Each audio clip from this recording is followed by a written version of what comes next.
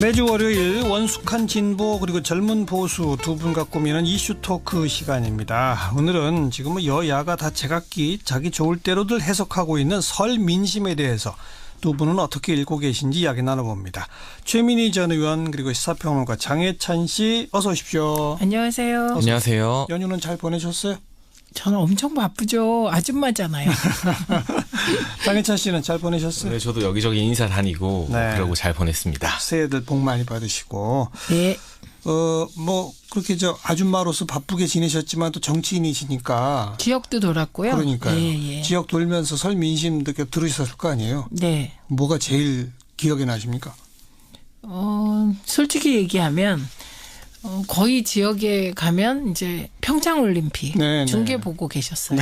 네. 그리고 일희일비하고 계셨어요. 그렇지. 우리 선수들이 좋아하고. 잘하면 정말 너무 기뻐하시고 뭐 특히 어제 같은 경우 이상화 선수가 은메달로 그치니까 다들 뭐 그냥 막 그 식당에 있었거든요. 그때 밤에 여러분들하고 같이. 근데 막 식탁을 부술 것 같은 그런 분위기여서 우선 평창올림픽 열기가 생각보다 훨씬 뜨거웠던 것 같아요. 그리고 그 애초에 평창올림픽에 대해서 이런저런 우려가 많았는데 이제 그 우려가 별로 언론에도 보도가 안 될 정도로 평창올림픽에 대한 관심이 뜨거웠고요. 또 조금 더 깊이 얘기가 들어가면 두 가지 반응이 나왔어요. 문재인 대통령이 생각보다 훨씬 잘한다는 어른들의 여론이 일부 있었고요. 그다음에 나머지 걱정하시는 건 최저임금이 너무 급하게 그 많은 액수를 급하게 올리다 보니 부작용이 있다. 그래서 이 얘기를 저는 많이 들었습니다. 아무래도 지역구에서 주로도 자영업자나 소상공인들을 많이 만나잖아요. 그분들이 이제 최저임금 걱정을 하더라. 장혜찬 씨는? 저 역시 뭐 평창 올림픽 이야기를 안 할 수 없는데 이 부분 의원님께서도 말씀해 주셨지만 뭐 여러 가지 언론에 보도되는 크고 작은 문제들은 있습니다. 예를 들면 뭐 교통편 미비라던가 뭐 노로 바이러스나 이런 문제들이 있지만 그래도 처음 걱정했던 것과 비교해서 올림픽이 굉장히 원활하게 잘 진행되고 있는 것 같고 IOC에도 칭찬을 했고요. 단기간 새 정부가 들어서서 이렇게 평창올림픽을 잘 준비한 이 실무진들과 담당자 그리고 우리 정부를 또 칭찬할 수밖에 없는 것 같아요. 그래서 설 연휴 올림픽 연휴였다고 평가하고 싶고 그러나 반대로 또 한 가지는 우리 국민들 또 제가 현장에서 만난 국민들 시민 여러분 걱정과 불안이 있는 것 같습니다. 새해에 대한 기대감보다는 여러 가지 이제 민생 문제라던가 이제 최저임금 문제도 말씀해 주셨지만 지금 뭐 GM의 군산 공장 폐쇄 문제도 있었고 또 미국의 이제 무역 보호 조치가 굉장히 심각해지고 있지 않습니까? 이와 관련해서 또 더 깊게 이야기 나누겠지만 이런 여러 가지 상황들 때문에 그리고 미국발 이제 금리 인상이 예측되고 있고 그러면 우리도 금리를 올리게 되고 부동산 시장이나 이런 것들도 큰 영향을 받을 수밖에 없거든요. 그래서 새해를 맞이하면서 평창올림픽 때문에 기쁜 마음도 절반이지만 많은 국민들이 경제적인 부분에서는 기대감보다는 걱정과 불안, 근심을 하고 계시는 게 아닌가 싶어서 저도 마음이 좀 무거웠습니다. 근데요, 지금 말씀하신 GM 군산공장 폐쇄 문제는 사실 제가 지역을 쭉 돌았는데 아직까지는 그게 이렇게 체감되지 않는 것 같았어요. 아마도 우리 장 평론가께서 만난 분들은 정치에 좀 관심이 있는 또래 집단이거나 그렇지 않았나 싶습니다. 그래서 그게 아직 그 여론으로까지 군산공장 폐쇄 문제가 막 걱정이 되고 이런 건 아니었고 또 미국의 금리 인상 문제도 일부 식자들은 걱정을 하는데 이것도 아직 체감되는 것 같지는 않았습니다. 바닥 민심에서. 오히려 그거보다는 지방선거에 누가 나오냐 뭐 이런 정치적인 이슈들은 좀 얘기가 되는 것 같았고요. 그다음에 저는 다른 것보다는 최저임금이 이제 대선 때 보면 후보들이 전부 공약하셨거든요. 2020년까지 혹은 2020년까지 최저임금 1만 원으로 올리겠다는 걸 다 공약하셨는데 그 약속을 지키려면 큰 폭으로 확 올리지 않으면 안 되는 거라 이제 문재인 대통령께서 문재인 정부가 최저임금을 7,530원으로 올렸는데 이에 대한 걱정은 정말 많이 들었습니다. 그러니까 최저임금이 인상돼야 되고 4대 보험에 근로자들이 다 가입해야 되고 그래서 노동자들이 걱정 없이 살아야 되고 더 올려야 된다고 생각하는데 동의는 하는데 그 관념적 혹은 가치적으로는 동의가 되는데 현실에서는 참 따라가기 힘든 많은 문제가 있다. 이런 지적이 주로 이제 중소상공인들 그리고 특히 이건 약간 놀라운 지점이기도 한데 최저임금의 수혜자라고 생각되는 알바생이라든지 예. 그 노동자들에게서도 전 같은 얘기를 들었습니다. 그래요? 예, 결과적으로 최저임금이 노동시간 단축을 가져왔는데 아하. 그 노동시간 단축으로 인해서 최저임금은 올랐지만 나의 전체 파이가 오른 것 같지는 않다. 예. 그리고 4대 보험을 지금까지 가입하고 있지 못하다 가입하는 경우가 있잖아요.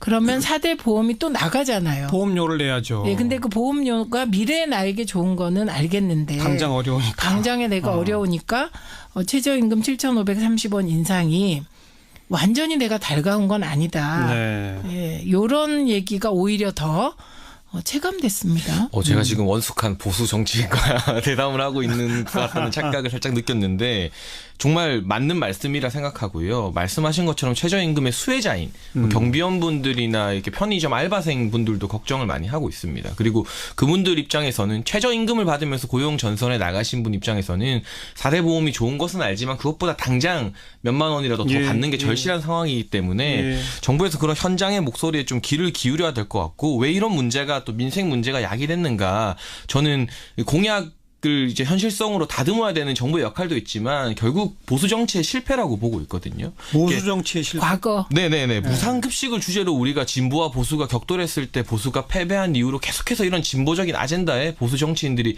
끌려가는 모습을 보였습니다. 말씀하신 대로 시기는 2020년이다, 뭐 2022년이다 약간의 차이가 있었지만 지난 대선에서 보수 후보들조차도 최저임금 10,000원이라는 다 공약 큰 틀의 아젠다는 공약으로 내걸었거든요. 예. 근데 그때 서로 좀 비난을 받고 다른 길을 세우더라도 이런 현실적인 문제를 미리 제안하고 비판을 했다면 지금 비판이 더 설득력이 있을 텐데 그때 어쨌든 공약으로 끌려가 놓고 이제 와서 현실성이 없다 비판하니까 국민들이 그 비판에 동의하면서도 네. 보수 정치인들이 신뢰할 수 없는 거 아니겠어요? 그래서 이 당장의 어떤 정치적 이익 셈법만 가지고 어떤 진보적인 아젠다에 끌려갈 게 아니라 보수 정치인들이 과연 보수적인 정책이 무엇인가에 대해서 고민하지 않았다. 그 부분이 이런 민생의 문제를 야기한 중요한 원인 중 하나라고 또 저는 생각하고 있습니다. 근데 이 부분은 네. 최저임금 문제를 진보 보수로 보기에는 무리가 있습니다. 이거는 민생 문제에 가깝기 때문에 민생에 대한 답을 이게 이념적으로 7,530원으로 올리겠다 이게 아니거든요. 네. 그러니까 그리고 보수 정치인들이 최저임금 1만 원을 2020년 혹은 2022년에 공약했다고 해서 이게 진보 의제를 따라갔다는 것도 좀 무리가 있는 평가 같아요. 그래서 이거는 오히려 전반적으로 노동 문제, 노동 측의 어떤 복지 문제나 노동 측의 그 조건 개선 문제에 대해서 우리 정치가 전부 보수적이었던 것이죠. 네. 그래서 저는 제가 지금 현장의 목소리를 있는 그대로 이 방송을 통해서 전하는 것도 예. 오히려 이제 그 정치권에 드리고 싶은 메시지는 이게 보수 진보의 문제가 아니라 최저임금 1만 원은 가야 되는 지향점은 맞다. 근데 예, 그런데 그 가는 보완책. 과정에서 좀 더 예를 들면 그 안정기금 지원 그러니까 그 자영업 등 지원기금 3조 원으로 예. 해결될 수 있는 문제냐. 예. 그래서 이런 디테일에 대해서 조금 더 여야나 정치인들이 관심을 가져야 된다는 측면에서 말씀드린 거고요. 예. 그래서 예를 들면 손학규 전 후보가 얘기하셨던 저녁이 있는 삶. 네. 저는 그걸 동의하지 않는 분은 없다고 생각해요. 그런데 저녁이 있는 삶이 결국은 좋은 구호인데 실패한 구호가 돼버렸잖아요. 네. 그것은 그 저녁이 있는 삶을 실현할 수 있는 계층이 되게 협의했기 때문이라고 생각해요. 그러나 지향으로서 저녁에 있는 삶을 반대하는 분은 없을 것 같거든요.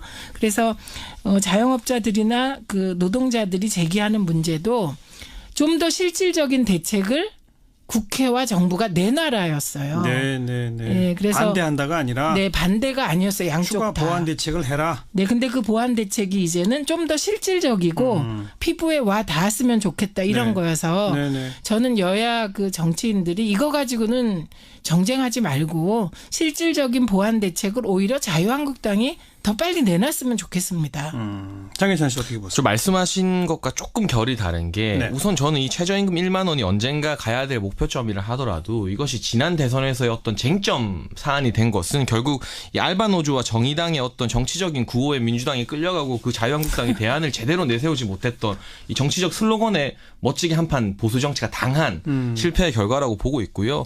여러 가지 이제 뭐 10,000원을 언제까지 가느냐는 차후 정치권에서 정부에서도 좀 고민을 더 많이 할 것 같습니다. 왜냐하면 이번에 7,500원 가량으로 올렸는데 이런 파열음이 곳곳에서 나고 있기 때문에 속도 조절을 하지 않을 수 없는 상황인 것 같은데 지금 뭐 3조 정도의 일자리 기금으로 최저임금 인상분을 보전하고 있고 이게 아마 2019년에도 동일하게 이 일자리 기금이 조성될 예정이고 이 예산이 언제까지 쓰여야 될지 아무도 모르고 있습니다. 예. 결국 이 3조의 일자리 기금 정부에서 내놓은 대책 자체는 상당한 졸속 행정이다는 게 현장의 자영업자들 사이에서도 나오고 있는 목소리이기 때문에 이왕 7,500원으로 올렸다면 이 충격을 완화할 수 있는 뭐 당장 세금 써서 일자리 기금 보전해 주는 게 아니라 말씀하신 것처럼 정말 이 충격을 어떻게 완화할 수 있는지 자유한국당도 그리고 더불어민주당도 머리를 맞대야 될 것 같고 7,500원으로 올렸는데 이렇게 파열음이 났으면 2020년 10,000원이 공약이라 하더라도 그 공약을 지키는 게 국민들 전체의 삶에 플러스가 아니라면 정부에서도 또 대통령께서도 한번 원점에서 놓고 고민해 볼 때가 되지 않았나 하는 생각이 이거는 그러니까 이미 잠깐만요. 그러니까 예. 속도 조절이 불가피하다는 게 장해찬 씨 생각인 거죠? 그렇죠. 최민희 전 의원은 속도 조절론이 지금 정부 내에서도 조금 이미 나오고 나왔고요. 있어요. 이미 예. 나왔고 이건 이제 김동연 부총리가 답하기를 내년에도 그럼 일자리 기금을 마련할 거냐 지원 기금을 그랬을 때 그거는 이번에 운영해 보고 그 결과에 따라 판단해 봐야 된다고 답한 바가 있습니다. 그렇습니다. 그러니까 그런 얘기는 너무 당연한 얘기인 것이고요. 그런데 예. 이런 문제를 무슨 알바노조나 어디에 그 아젠다 세팅에 밀려서 뭐 보수 정치가 한판 패했다 뭐 저는 이런 식의 접근으로는 그 디테일한 대안이 나오기 힘들다고 봅니다. 알겠습니다. 예. 그 장해찬 씨가 보수 논객을 자처하시는 분이라서 아마 저런 얘기를 좀 일부러 강조하시는 거라고 저는 좀 네. 해석을 하고요. 네. 아무튼 두 분한테 들은 이 설 민심, 올림픽 이런 연휴 명절 연휴 기간에 올림픽 중계를 하니까 편한 마음으로 더들 빠져드시더라. 이제 그런 얘기.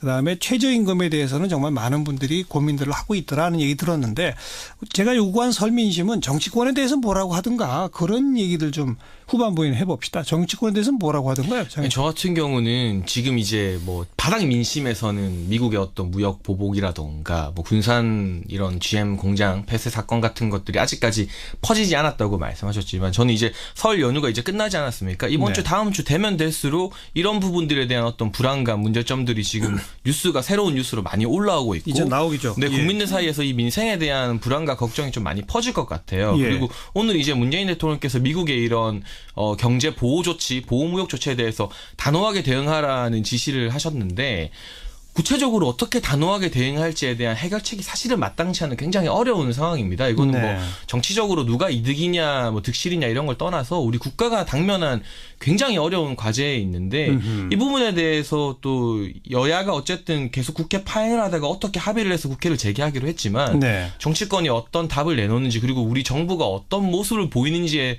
대해서 이 국민들이 좀 많은 실망과 기대를 뭐 번갈아 가면서 하게 될 것 같아서요. 정치권이 이 2월 남은 기간을 어떻게 보내느냐가 상당히 중요한 것 같고 문재인 대통령 하락하던 지지율이 지금 평창올림픽 계기와 설 연휴 계기로 60% 초반에서 머무르고 있습니다. 그러나 이번 일주와 다음 주 이 미국의 특히 저는 미국의 이 보호무역 조치가 상당히 중요한 이슈가 될 것으로 보고 있는데 예. 이 부분 미국과의 이 외교적인 난제를 어떻게 푸느냐에 따라서 이 지지율이 과연 답보할지 아니면 다시 50%대로 하락하게 될지도 갈릴 변곡점으로 보고 있습니다. 앞으로에 대한 얘기를 하셨는데 네. 딴 데에 비해서 명절에 그 가족들 모이면 정치 얘기도 조금씩 하시던데 요즘은 잘 안 하나 보죠?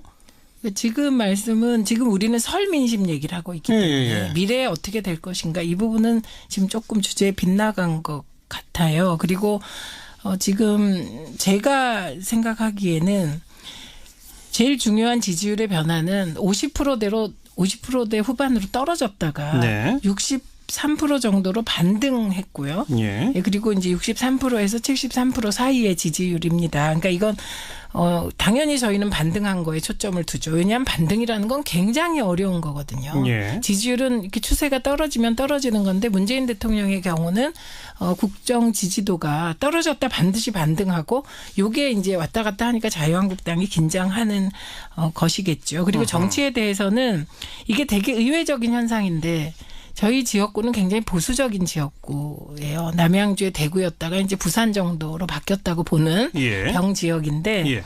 거기에 그것도 도농복합의 농촌 지역의 50대 중장년층들이 생각보다 문재인 대통령이 너무 잘 대처하고 있다. 예, 이게 그 50대 중장년층의 일관된, 그러니까 되게 일치하는 평가였어요. 문재인 대통령에 대해서. 네. 그리고 개별적으로 이제 뭐 그 단일팀 논란이 있었잖아요. 그때는 좀 실망했다. 그런데 보니까 단일팀이 막상 게임 들어가 보니까 되게 감동적이더라. 그래서 이렇게 반전되는 부분이었고요. 그다음에 이걸 아셔야 될 것 같아요. 자유한국당이나 보수는 지금 국민들 마음속에 보수적인 유권자들도 보수의 망가짐, 또 보수의 폐허 위에서 정치를 바라보고 있기 때문에 저는 이번에 다니면서 단 한 명도 홍준표 대표를 긍정적으로 평가하는 보수적인 유권자를 못 만났습니다. 네네. 그래서 저는 지금은 자유한국당이나 뭐 홍준표 대표님이나 등등 뿐만 아니라 바른미래당에 대해서도 정말 관심이 없었어요. 아예 관심이 네, 없다. 관심조차 없어서 이슈에 오르지도 않았어요. 그건 저희 집안에서나 혹은 저는 계속 이제 지역을 돌았으니까요. 네. 그래서 지금 문재인 대통령 흔들기나 미래의 불안을 가지고 또 현실의 문재인을 흔들거나 이런 거보다는 지금 보수 유권자들이 간절히 바라는 건 뭔가 보수가 좀 품격 있게 달라지기를. 최소한 막말은 안 했으면 좋겠다. 네. 이 얘기를 가장 많이 들은 것 같고 심지어 저는 많은 분들에게 지금 문재인의 최고 도우미는 홍준표 아니냐 이 얘기를 그냥 막 노골적으로 하셔서 제가 할 말이 없는. 도움이라고 해요? 네, 그런 표현까지 쓰실 만큼 예. 지금 오히려 절실한 건 보수고 예. 그다음에 나머지 문제들 예를 들면 한국 GM 그 군산공장 폐쇄건도 이게 군산공장이 적자가 나기 시작한 게 어제 오늘이 아니에요. 10년 동안 진행된 거거든요. 그래서 이거는 정쟁의 사안이 진짜 아니라는 거. 그 얘기 좀 뭐 따로 좀 네, 짚어야 하는 등등. 문제고요. 네. 지금 그 최민희 전 의원 얘기한 거 장혜찬 씨 어떻게 생각하세요? 사실 정치인들은 비판이나 욕을 먹더라도 자꾸 인구의 회자가 돼야 되는데 제가 아예 관심이 없더라 이런 얘기는 어떻게 생각하세요? 최 의원님 말씀 전 뼈아픈 지적에 동의하는 부분은 보수 정치, 보수 정당 자체가 국민들의 관심에서 많이 비껴나 있다. 이 부분에 대해서 많이 그러니까요. 동의를 하고 있고요. 아예 거론조차 실제로 안 한다. 네, 어떤 이 지금 문재인 정부나 민주당의 정책에 찬성하지 않는 국민들도 그렇다고 해서 자유한국당을 지지하느냐 또 바른미래당을 지지하느냐 그게 아니기 때문에 지금 이 지지율 격차가 정당 지지율에서도 이렇게 더블 스코어 가까운 격차가 나는 것은 정말 뼈아픈 지적이고 그걸 우리 더블이라고 말하면 안 될 것 같아요. 더블 플러스 알파라고 그러면 예. 우리 보수 정치인들도 좀 귀담아 들었으면 하는 부분인데 제가 왜 설민심 이야기하면서 미래적인 이야기를 했느냐 그것은 지금 제가 느끼기에는 이 문재인 정부에 대해서 뭐 이런 분들이 자유한국당을 지지한다는 것은 아니지만 뭐 어떤 문재인 정부를 긍정적으로 봤던 지난 1년 동안 적폐청산 시원하게 하는 부분 뭐 최순실 씨나 박근혜 전 대통령 뭐 관련된 여러 관련자들이 재판받는 부분을 이제 지켜보고 지지해줬던 분들이 이제부터는 과거 정권의 적폐청산보다는 앞으로의 미래 민생 정말 내 삶에 와닿는 정권 교체 효과 그것을 이제 기대하고 있거든요. 그렇기 네. 때문에 이 미래적인 어떤 미래에 대한 기대와 어떤 걱정을 동시에 가지고 지켜본다는 자세인 것 같아요. 지금 지지율이 떨어지다가 반등한 게 저는 요 60% 초반에서 머무르고 있는 지지율이 지금 뭐 당연히 그럼에도 불구하고 높은 지지율이지만 알겠습니다. 미래가 예. 정말 저는 국민들의 이슈로 다가왔던 저는 뭐 겁니다. 두 분 의견이 거의 대동소이하다고 생각합니다. 네, 저는 이미 문재인 대통령께서 올해는 내 삶을 바꾸는 예. 그런 정부가 되겠다고 하셨고, 그다음에 이제 여러 가지 우리 앞에 당면한 문제들이 당장 평창올림픽과 패럴림픽 끝나면 한미합동 군사훈련을 어떻게 할 것인지 예. 또 윤여정이 특사로 와서 제안한 남북 김여정. 김여정 죄송합니다. 김여정이 이제 제안한 그 김정은이 제안한 남북 정상회담은 네. 어떻게 할 것인지 네. 뭐 여러 가지 해결해야 될 문제가 있다고 생각해요. 그런데 그 해결해야 될 문제에 대해서 그 수많은 흔들림 속에서 문재인 대통령이 평창올림픽을 이렇게 평화올림픽으로 수행했듯이 예. 저희는 잘하길 기대하죠. 알겠습니다. 예. 뭐 그 설민심 몇 마디로 요약하자면 정치권에 대한 얘기만 하자면 뭐 문재인 정부 잘하고 있다. 숫자로 다 확인되고 있는 거니까요. 보수 정치 지금 좀 별로 입에 올릴 만한 대상이 못 되는 것 같다. 다시 거듭나야 한다. 뭐 이거 맞는 얘기고요. 앞으로 정부는 또 정치권은 민생 문제 해결해서 뭔가 실력을 보여줘야만 된다. 네. 세 마디는 다 뭐 너무나 지당한 얘기 아니겠습니까? 네. 근데 이제 그 근데 실력을 잠깐만요. 네. 선거가 다가오고 있는데 그런 얘기는 요즘 잘 안 하죠. 아직은. 네, 지방선거에 열기가 대한 별로 관심은 없죠. 상대적으로 떨어지고 떨어지죠. 다만 오히려 이제 바닥에서는 뭐 서울시장이 누구다 이건 서울시의 관심 같아요. 옛날하고 굉장히 달라진 지점은 예전에는 전국이 다 서울시장에 관심이 많았잖아요. 근데 이제는 진짜 우리 지역의 자치단체장이 누가 될까 요렇게 국한돼서 이건 어쩌면 이제 지역 자치에 대한 인식이 체화된 게 아닐까.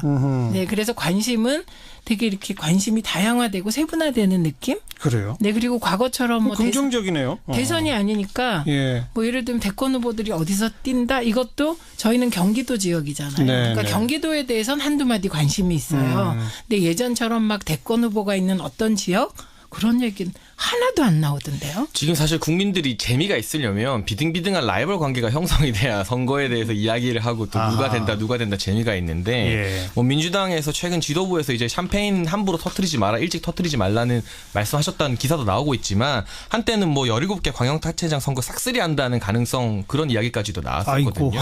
그런 적 없어요. 상당히 어쨌든 우세에 있는 건 확실한 상황입니다. 그렇기 때문에 이 어떤 보수의 단일 후보들이 각이 나오고 비등비등한 1대1 구도가 형성되기 전에는 이 지방선거 자체가 아직까지 국민들의 관심을 받기에는 조금 이른 타이밍인 것 같고 이 정부의 국정 운영 방향에 대한 관심이 더 많은 것 같습니다.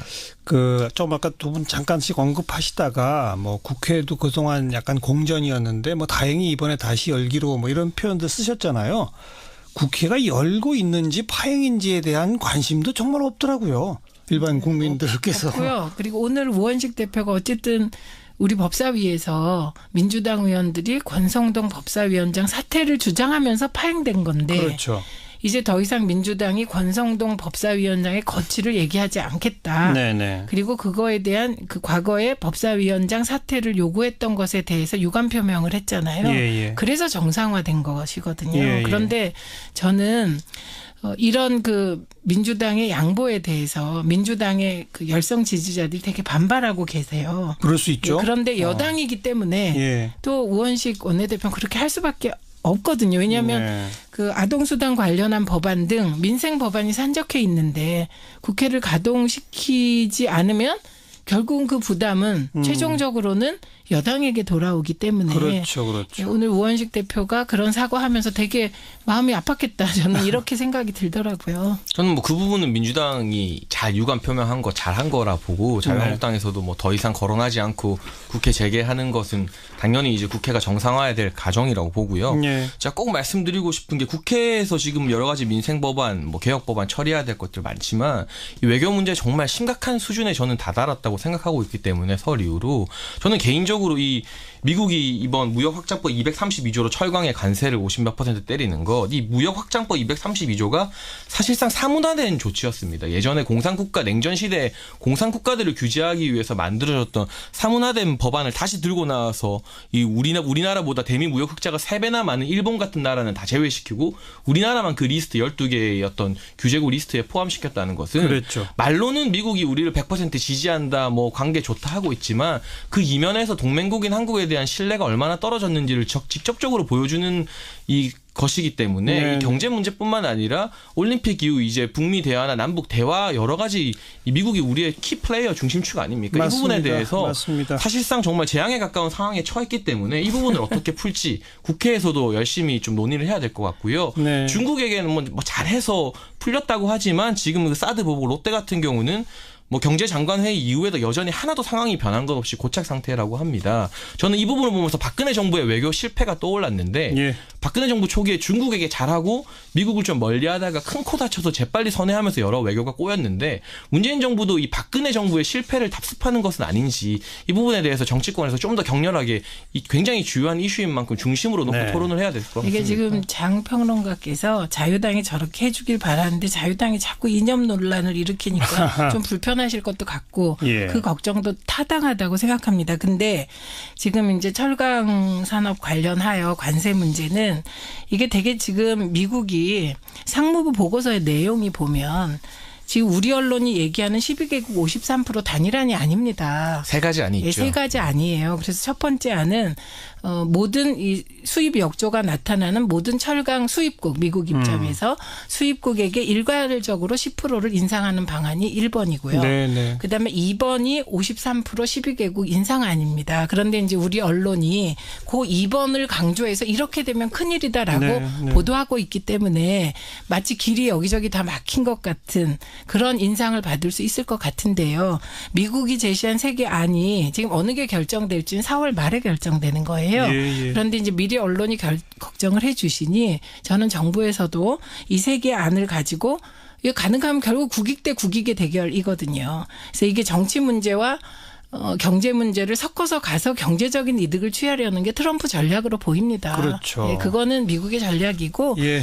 그런 미국의 전략을 우리가 국익을 최대화하기 위해서 1번, 2번, 3번의 선택지가 어디로 가게 할지 이게 결국 여야를 넘어서 네. 정말 총력을 기울여야 하지 않겠습니까? 저는 아직 확정이 안 네. 됐지만 전통적인 우방들 그리고 말씀을 이게 드렸다시피 2번이라니까. 네, 훨씬 더 많은 흑자를 보고 있는 일본도 제외된 리스트에 우리나라가 어쨌든 올라갔다는 것 자체가 이 한국과 미국의 외교의 어떤 마찰을 보여주는 증거라고 보고 있기 알겠습니다. 때문에 경각심을 가져야 될 것 오늘은 같습니다. 설 민심을 주제로 토론하기로 했는데 정책 토론으로 흘러가고 있는 것 같고요.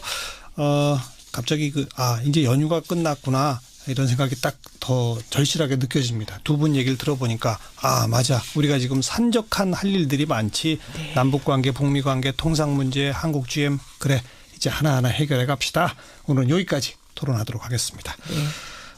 최민희 전 의원 그리고 시사평론가 장혜찬 씨 수고하셨습니다. 매주 월요일 원숙한 진보 그리고 젊은 보수 두 분과 꾸미는 이슈 토크 시간입니다. 오늘은 지금 여야가 다 제각기 자기 좋을 대로들 해석하고 있는 설 민심에 대해서 두 분은 어떻게 읽고 계신지 이야기 나눠봅니다. 최민희 전 의원 그리고 시사평론가 장혜찬 씨 어서 오십시오. 안녕하세요. 안녕하세요. 연휴는 잘 보내셨어요? 저는 엄청 바쁘죠. 아줌마잖아요.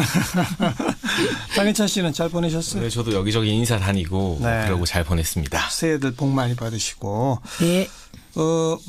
그렇게 아줌마로서 바쁘게 지내셨지만 또 정치인이시니까. 지역도 돌았고요. 그러니까요. 예. 지역 돌면서 설 민심도 이렇게 들으셨을 거 아니에요. 네. 뭐가 제일 기억에 나십니까?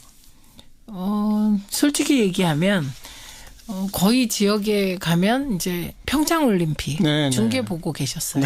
네. 그리고 일희일비하고 계셨어요. 그렇지. 우리 일이 선수들이 좋아하고. 잘하면 정말 너무 기뻐하시고 네.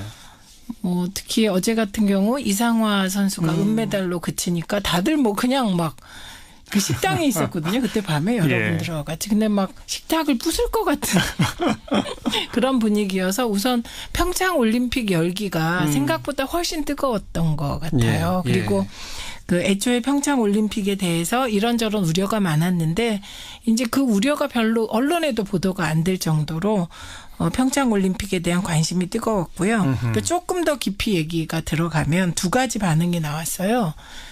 문재인 대통령이 생각보다 훨씬 잘한다는 어른들의 여론이 일부 있었고요. 예. 그다음에 나머지 걱정하시는 건 최저임금이 너무 급하게 그 많은 액수를 급하게 올리다 보니 부작용이 있다. 그래서 요 얘기를 저는 많이 들었습니다. 아무래도 지역구에서 주로도 자영업자나 소상공인들을 네, 많이 네. 만나잖아요. 네. 그분들이 이제 최저임금 걱정을 하더라. 네. 네.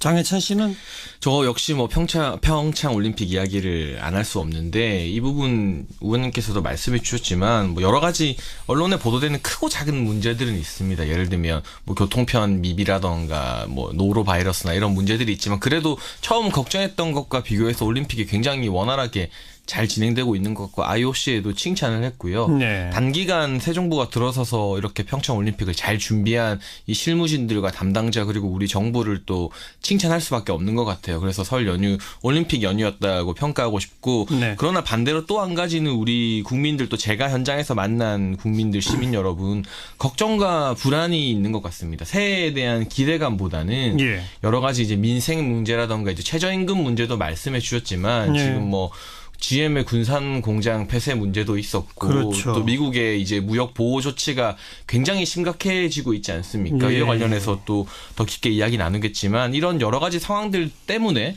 그리고 미국발 이제 금리 인상이 예측되고 있고 그러면 우리도 금리를 올리게 되고 부동산 시장이나 이런 것들도 큰 영향을 받을 수밖에 없거든요. 그래서 네. 새해를 맞이하면서 평창 올림픽 때문에 기쁜 마음도 절반이지만 많은 국민들이 경제적인 부분에서는 기대감보다는 걱정과 불안, 근심을 하고 계시는 게 아닌가 싶어서 저도 마음이 좀 무거웠습니다. 근데요, 지금 말씀하신 GM 군산공장 예. 폐쇄 문제는 사실 제가 지역을 쭉 돌았는데 아직까지는 그게 이렇게 체감되지 않는 것 같았어요. 아마도 우리 장평론가께서 만난 분들은 정치에 좀 관심이 있는 또래 집단이거나 그렇지 않았나 싶습니다. 그렇죠, 그래서 그렇죠. 그게 아직 그 여론으로까지 군산공장 폐쇄 문제가 막 걱정이 되고 예. 이런 건 아니었고 또 미국의 금리 인상 문제도 일부 식자들은 걱정을 하는데 이것도 아직 체감되는 것 같지는 않았습니다. 바닥 민심에서. 네. 오히려 그거보다는 지방선거에 누가 나오냐 뭐 이런 정치적인 이슈들은 좀 얘기가 되는 것 같았고요. 그다음에 저는 다른 것보다는 최저임금이 이제 대선 때 보면 후보들이 전부 공약하셨거든요. 그랬죠. 2020년까지 혹은 2020년까지 최저임금 1만 원으로. 관심에서 많이 비껴나 있다. 이 부분에 대해서 많이 그러니까요. 동의를 하고 있고요. 아예 거론조차 실제로 안 한다. 네, 어. 어떤 이 지금 문재인 정부나 민주당의 정책에 찬성하지 않는 국민들도 그렇다고 해서 자유한국당을 지지하느냐 또 바른미래당을 지지하느냐 그게 아니기 때문에 지금 이 지지율 격차가 정당 지지율에서도 이렇게 더블 스코어 가까운 격차가 나는 것은 정말 뼈아픈 지적이고 그걸 우리 더블이라고 말하면 안 될 것 같아요. 더블 플러스 알파라고 네. 그러면 네. 예. 우리 보수 정치인들도 좀 귀담아 들었으면 하는 부분인데 제가 네. 왜 설민심 이야기하면서 미래적인 이야기를 했느냐 그것은 지금 제가 느끼기에는 이 문재인 정부에 대해서 이런 분들이 자유한국당을 지지한다는 것은 아니지만 어떤 문재인 정부를 긍정적으로 봤던 지난 1년 동안 적폐청산 시원하게 하는 부분 최순실 씨나 박근혜 전 대통령 관련된 여러 관련자들이 재판받는 부분을 이제 지켜보고 지지해줬던 분들이 이제부터는 과거 정권의 적폐청산보다는 앞으로의 미래 민생 정말 내 삶에 와닿는 정권 교체 효과 그것을 이제 기대하고 있거든요. 그렇기 네. 때문에 이 미래적인 어떤 미래에 대한 기대와 어떤 걱정을 동시에 가지고 지켜본다는 자세인 것 같아요. 지금 지지율이 떨어지다가 반등한 게 저는 요 60% 초반에서 머무르고 있는 지지율이 지금 당연히 그럼에도 불구하고 높은 지지율이지만 알겠습니다. 미래가 예. 정말 저는- 국민들의 이슈로 다가왔던 저는 겁니다. 두 분 의견이 거의 대동소이하다고 생각합니다. 네, 저는 이미 문재인 대통령께서 올해는 내 삶을 바꾸는 예. 그런 정부가 되겠다고 하셨고, 그다음에 이제 여러 가지 우리 앞에 당면한 문제들이 당장 평창올림픽과 패럴림픽 끝나면 한미합동 군사훈련을 어떻게 할 것인지, 예. 또 윤여정이 특사로 와서 제안한 김여정. 김여정 죄송합니다. 김여정이 이제 제안한 김정은이 제안한 남북 정상회담은 네. 어떻게 할 것인지. 네. 여러 가지 해결해야 될 문제가 있다고 생각해요. 그런데 그 해결해야 될 문제에 대해서 그 수많은 흔들림 속에서 문재인 대통령이 평창올림픽을 이렇게 평화올림픽으로 수행했듯이 예. 저희는 잘하길 기대하죠. 알겠습니다. 예. 설민심 몇 마디로 요약하자면 정치권에 대한 얘기만 하자면 문재인 정부 잘하고 있다. 숫자로 다 확인되고 있는 거니까요. 보수 정치 지금 좀 별로 입에 올릴 만한 대상이 못 되는 것 같다. 다시 거듭나야 한다. 이거 맞는 얘기고요. 앞으로 정부는 또 정치권은 민생 문제 해결해서 뭔가 실력을 보여줘야만 된다. 네. 세 마디는 다 너무나 지당한 얘기 아니겠습니까? 네. 근데 이제 그 근데 실력을 잠깐만요. 네. 선거가 다가오고 있는데 그런 얘기는 요즘 잘 안 하죠. 아직은. 네, 지방선거에 열기가 대한 별로 관심은 없죠. 상대적으로 떨어지고 떨어지죠. 다만 오히려 이제 바닥에서는 서울시장이 누구다. 이건 서울시의 관심 같아요. 옛날하고 네. 굉장히 달라진 지점은 네. 예전에는 전국이 다 서울시장에 관심이 많았잖아요. 근데 이제는 진짜 우리 지역의 자치단체장이 누가 될까? 요렇게 국한돼서 이건 어쩌면 이제 지역 자치에 대한 인식이 체화된 게 아닐까. 네, 그래서 관심은 되게 이렇게 관심이 다양화되고 세분화되는 느낌? 그래요. 네, 그리고 과거처럼 긍정적이네요. 대선이 아니니까 예. 예를 들면 대권 후보들이 어디서 뛴다 이것도 저희는 경기도 지역이잖아요. 네, 그러니까 네. 경기도에 대해서는 한두 마디 관심이 있어요. 근데 예전처럼 막 대권 후보가 있는 어떤 지역 그런 얘기는 하나도 안 나오던데요. 지금 사실 국민들이 재미가 있으려면 비등비등한 라이벌 관계가 형성이 돼야 선거에 대해서 이야기를 하고 또 누가 된다 재미가 있는데 예. 뭐 민주당에서 최근 지도부에서 이제 샴페인 함부로 터뜨리지 마라, 일찍 터뜨리지 말라는 말씀하셨다는 기사도 나오고 있지만 한때는 뭐 17개 광역단체장 선거 싹쓸이 한다는 가능성 그런 이야기까지도 나왔었거든요. 그런 적 없어요. 상당히 어쨌든 우세에 있는 건 확실한 상황입니다. 예, 그렇기 때문에 이 어떤 보수의 단일 후보들이 각이 나오고 비등비등한 1대1 구도가 형성되기 전에는 이 지방선거 자체가 아직까지 국민들의 관심을 받기에는 조금 네. 이른 타이밍인 것 같고 이 정부의 국정 운영 방향에 대한 관심이 더 많은 것 같습니다. 좀 아까 두 분 잠깐씩 언급하시다가 뭐 국회도 그동안 약간 공전이었는데 뭐 다행히 이번에 다시 열기로 뭐 이런 표현들 쓰셨잖아요. 국회가 열고 있는지 파행인지에 대한 관심도 정말 없더라고요. 일반 국민들께서. 없고요. 그리고 오늘 우원식 대표가 어쨌든 우리 법사위 올리겠다는 걸 다 공약하셨는데 예. 그 약속을 지키려면 큰 폭으로 확 올리지 않으면 안 되는 거라 이제 문재인 대통령께서 뭐 문재인 정부가 최저임금을 7,530원으로 올렸는데 이에 대한 걱정은 정말 많이 들었습니다. 그러니까 최저임금이 인상돼야 되고 4대 보험에 근로자들이 다 가입해야 되고 그래서 노동자들이 걱정 없이 살아야 되고 더 올려야 된다고 생각하는데 동의는 하는데 예, 그 관념적 혹은 가치적으로는 동의가 되는데 네. 현실에서는 참 따라가기 힘든 많은 문제가 있다. 이런 지적이 주로 이제 중소상공인들 그리고 특히 이건 약간 놀라운 지점이기도 한데 최저임금의 수혜자라고 생각되는 알바생이라든지 예. 그 노동자들에게서도 전 같은 얘기를 들었습니다. 그래요? 예, 결과적으로 최저임금이 노동시간 단축을 가져왔는데 아하. 그 노동시간 단축으로 인해서 최저임금은 올랐지만 나의 전체 파이가 오른 것 같진 않다. 예. 그리고 4대 보험을 지금까지 가입하고 있지 못하다 가입하는 경우가 있잖아요. 그러면 4대 보험이 또 나가잖아요. 보험료를 내야죠. 예, 근데 그 보험료가 미래에 나에게 좋은 거는 알겠는데 당장 어려우니까. 당장에 내가 어려우니까 최저임금 7,530원 인상이 완전히 내가 달가운 건 아니다. 네. 예, 이런 얘기가 오히려 더 체감됐습니다. 제가 지금 원숙한 보수 정치인과 대담을 하고 있는 것 같다는 착각을 살짝 느꼈는데 정말 맞는 말씀이라 생각하고요. 말씀하신 것처럼 최저임금의 수혜자인 경비원분들이나 이렇게 편의점 알바생 분들도 걱정을 많이 하고 있습니다. 그리고 그분들 입장에서는 최저임금을 받으면서 고용 전선에 나가신 분 입장에서는 4대 보험이 좋은 것은 알지만 그것보다 당장 몇만 원이라도 더 받는 게 절실한 상황이기 때문에 정부에서 그런 현장의 목소리에 좀 귀를 기울여야 될 것 같고 왜 이런 문제가 또 민생 문제가 야기됐는가 저는 공약을 이제 현실성으로 다듬어야 되는 정부의 역할도 있지만 결국 보수 정치의 실패라고 보고 있거든요. 보수 정치의 실패. 과거. 네네네. 무상급식을 주제로 우리가 진보와 보수가 격돌했을 때 보수가 패배한 이후로 계속해서 이런 진보적인 아젠다에 보수 정치인들이 끌려가는 모습을 보였습니다. 말씀하신 대로 시기는 2020년이다 뭐 2022년이다 약간의 차이가 있었지만 지난 대선에서 보수 후보들조차도 최저임금 10,000원이라는 다 공약 큰 틀의 아젠다는 공약으로 내걸었거든요. 예. 근데 그때 서로 좀 비난을 받고 다른 길을 세우더라도 이런 현실적인 문제를 미리 제안하고 비판을 했다면 지금 비판이 더 설득력이 있을 텐데 그때 어쨌든 공약으로 끌려가 놓고 이제 와서 현실성이 없다 비판하니까 국민들이 그 비판에 동의하면서도 네. 보수 정치인들이 신뢰할 수 없는 거 아니겠어요? 그래서 이 당장의 어떤 정치적 이익 셈법만 가지고 어떤 진보적인 아젠다에 끌려갈 게 아니라 보수 정치인들이 과연 보수적인 정책이 무엇인가에 대해서 고민하지 않았다. 그 부분이 이런 민생의 문제를 야기한 중요한 원인 중 하나라고 또 저는 생각하고 있습니다. 근데 이 부분은 네. 최저임금 문제를 진보 보수로 보기에는 무리가 있습니다.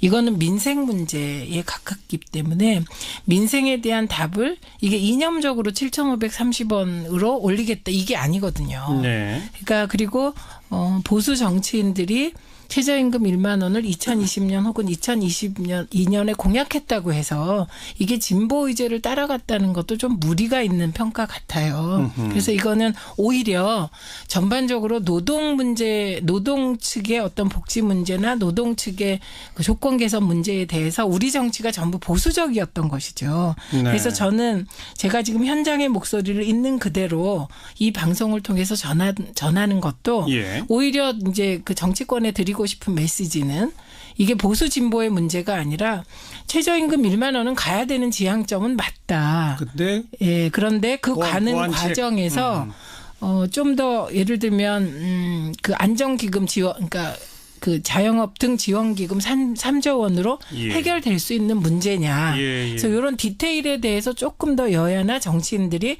관심을 가져야 된다는 측면에서 말씀드린 거고요. 예. 그래서 예를 들면 손학규 전 후보가 얘기하셨던 저녁이 있는 삶. 네. 저는 그걸 동의하지 않는 분은 없다고 생각해요.